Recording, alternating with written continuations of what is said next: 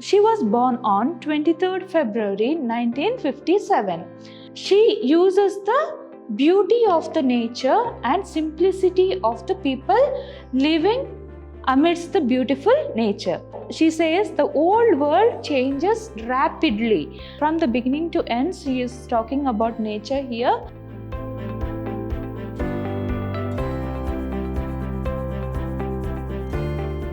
Welcome dear students. I am Mrs. Reena, lecturer, Department of English at Vidhyaashram First Grade College, MYSURU. Today, in this session, let us discuss the poem Remembrance of second semester B.C.A. So here, we will be going through the introduction to the poet, introduction to the poem, summary and theme of the poem.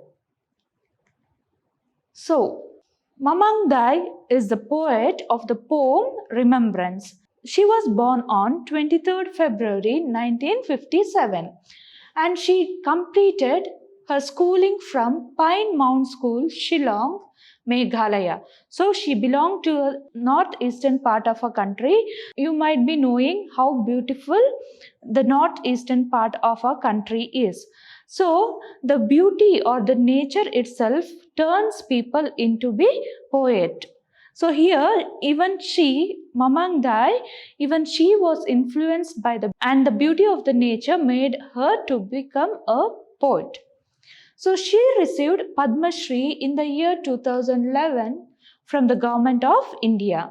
The government of Arunachal Pradesh conferred her annual Warrior Elvin Prize in 2013 for her book Arunachal Pradesh, The Hidden Land. So she received Sahitya Akademi Award in 2017 for her novel The Black Hill. So here she got the prizes for her book Arunachal Pradesh, The Hidden Land, and also for her novel The Black Hill. In most of her poems, she uses the beauty of nature. So Mamangdai uses the beauty of nature and the simplicity of the people living in nature in a natural environment to reflect on the impact of war and how soldiers and the outside world can influence and change the relationship with the tribal people living simply off the land. So here she uses the beauty of the nature and simplicity of the people living amidst the beautiful nature. She also talks about the influence or the impact of war and how soldiers has changed the life of the tribal people living there. And she also speaks about the terrorism, impact of terrorism in her place. So let me recite the poem for you. Why did we think it was trivial that it would rain every summer, that nights would be still with sleep, and that the green fern would uncurl ceaselessly by the roadside? Why did we think survival was simple, that river and field would stand forever, invulnerable even to the dreams of strangers, for we knew where the sun lay resting in the folded silence of the hills. This summer it rains more than ever. The footfall of soldiers is drowned and scattered. In the hidden exchange of news, we hear that weapons are multiplying in the forest. The jungle is a big eater, hiding terror in carnivorous green. So in the previous paragraph, she spoke about the beauty of the nature and about the people who used to enjoy the beauty of the people and who used to live a peaceful life in that nature. So after that, she speaks about the impact of war and terrorism here, and she speaks about the multiplying weapons in the forest. That means she speaks about the soldiers as well as the terrorism. Okay. Why did we think gods would survive deathless in memory, in trees and stones and the sleep of babies? Now, when we close our eyes and cease to believe, God dies. So, for as long as remembrance, men stared at fire and water. We dwell in the mountains and do not know what the world hears about us. Forages for a destiny, all the days of our lives, we stare at the outline of the hills, lifting our eyes to the invincible sky. So now let's look into the summary of the poem. The first two stanzas of the poem, Mamang Dai describes the beauty and the enduring comfort of her homeland. Okay, so here she speaks about the beauty of the nature and about the comfort of the people. So enduring comfort of a homeland. So whenever we live amidst the nature, so there will be lot of advantages for the people there. They will completely escape from the pollution, etc. So she describes the hills and rivers and the verdant green of the fields and forest as constant source of reassurance. So she describes, so what are the sources of reassurance here? She describes hills, rivers and the verdant green of the fields and forests. So the greenery, so hills, rivers and the greeneries of forests and fields are the constant source of reassurance. Through the ages, the land sustained its people and gave them succor and yielded them the simple wants of life. She says that through the ages, all the land or a place, the nature or the environment itself sustained its people and gave whatever they wanted to live a peaceful life there. Next, the people believed that their lives inextricably connected with the land. So the people, those who were living in that part of a country, okay, in that part with the nature, they believed that they were only connected with the land and they would remain constant and that nothing could ever interfere with their everyday world and beauty and simple goodness.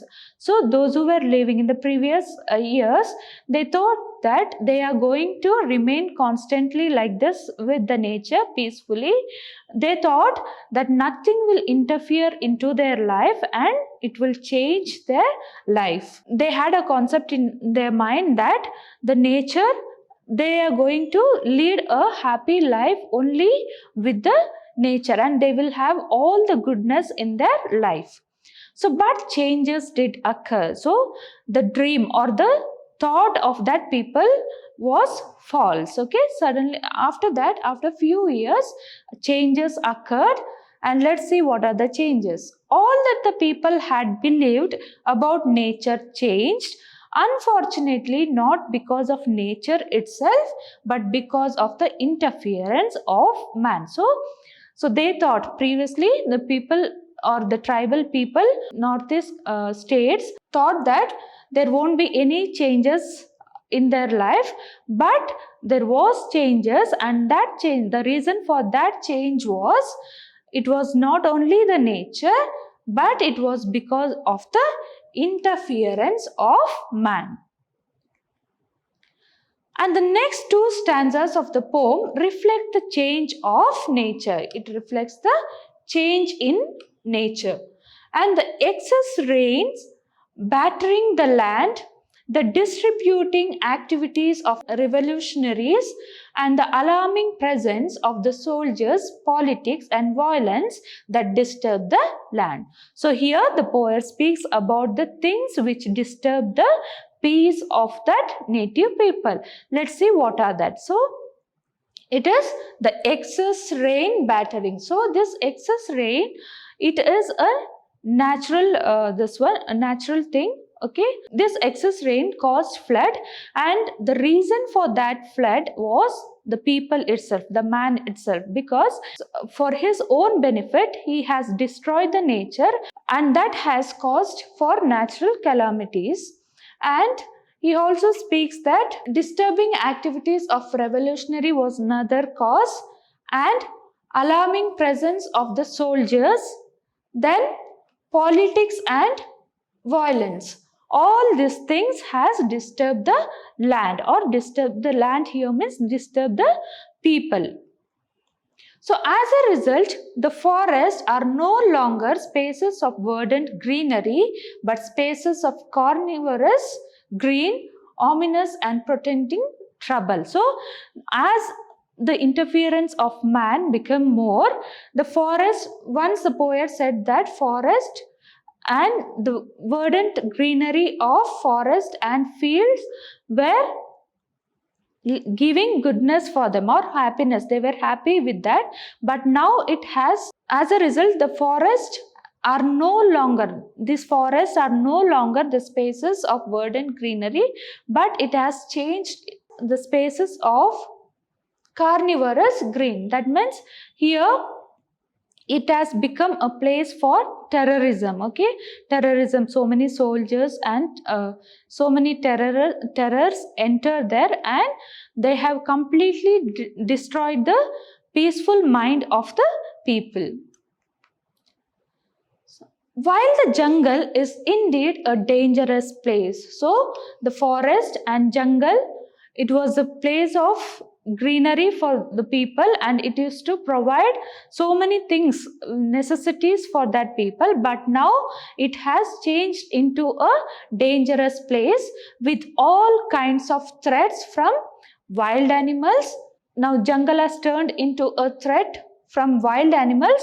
There is also now the threat from man. Okay, so it is, jungle means you know that there will be animals, and animals, wild animals are a threat for human life. But nowadays it is not only the threat from wild animals, it is also a threat from man in the form of soldiers and war. So even terrorists hide in jungle. So soldiers, there will be a fight between, or war between the soldiers and the terrorists. So it has become a threat from man. So a profound fear of an uncertain future haunts the people. So this interference of soldiers and terrorists has inculcated some fear in the people or the tribal people. Next, remembrance celebrates both the commonplace and the mystic. It celebrates both the commonplace and the mystic.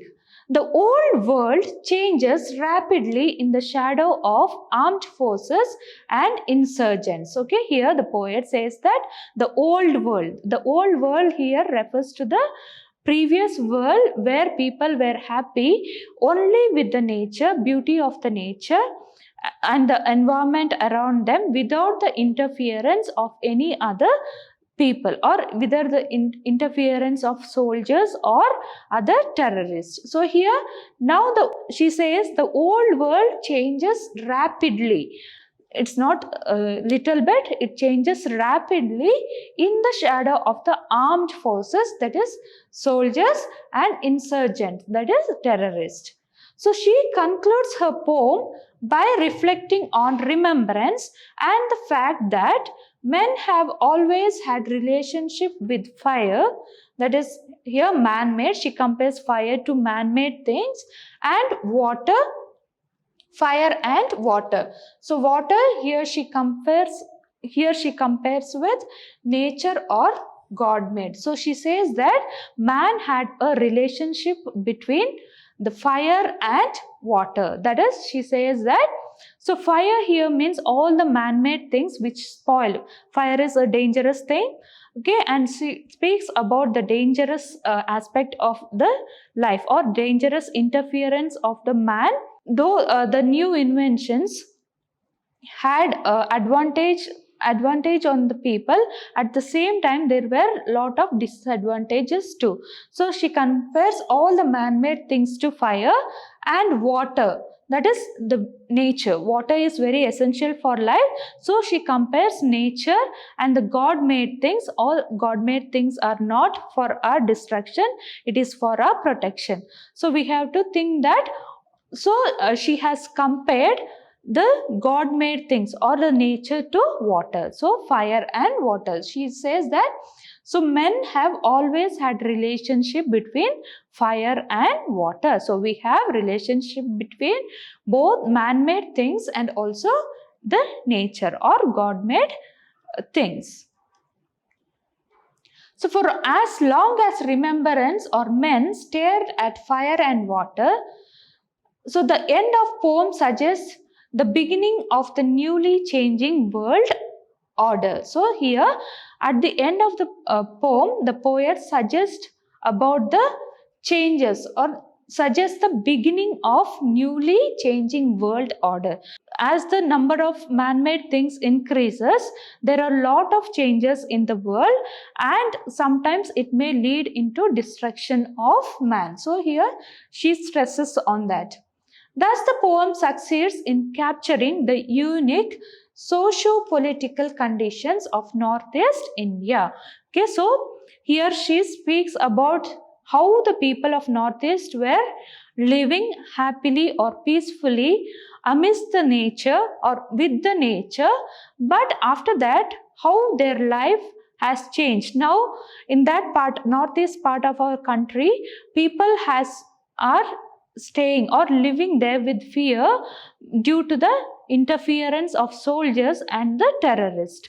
So here she speaks or she captures the uniqueness of social political conditions. And here is the theme of the poem, and theme of the poem is nature. Nature is the inseparable part of the poem. So from the beginning to end, when she speaks about the advantages of the nature and also the interference of man in that nature, she speaks about the nature itself. From the beginning to end, she is talking about nature here. So the poet brings out the connection between the man and nature here. So in this poem, we can see the connection between the nature and the man. So as a human being, we have to depend upon the nature. Okay, and so if we work against the nature, we are the only cause for our destruction. So if we interfere or if we destruct the nature or if we try to destroy the nature, we ourselves will fall into trouble. We ourselves will be the cause for our own destruction. Hope you all understood this poem.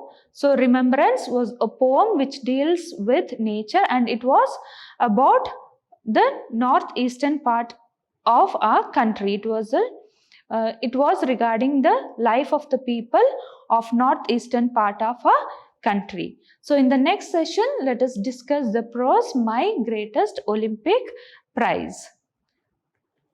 Thank you all.